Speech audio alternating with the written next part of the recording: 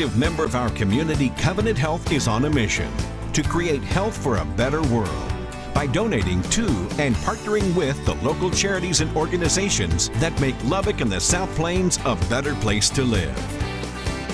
In this week's Covenant Health Community Spotlight, we're focusing on Voice of Hope.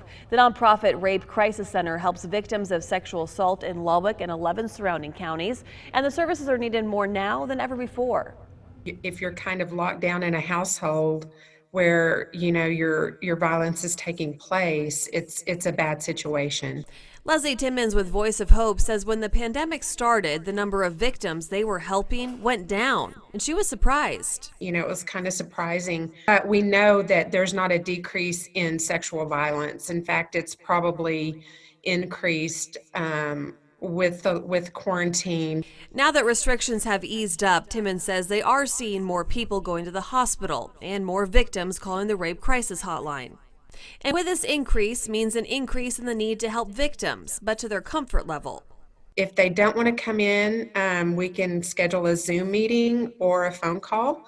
But if they do want to come in and do face-to-face counseling, they can absolutely do that. We have the clients wait in their car. When they come in, they're required to wear a face mask. We take their temperature. Comfort is key. That way, counselors can help victims start moving forward.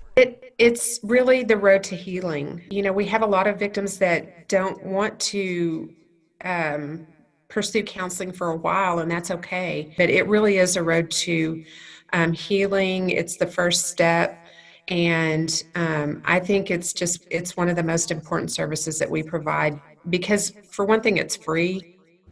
And COVID forced Voice of Hope to cancel its only fundraiser this year, Walk a Mile in Her Shoes. It's now rescheduled for next year, but until then, the organization can use your help.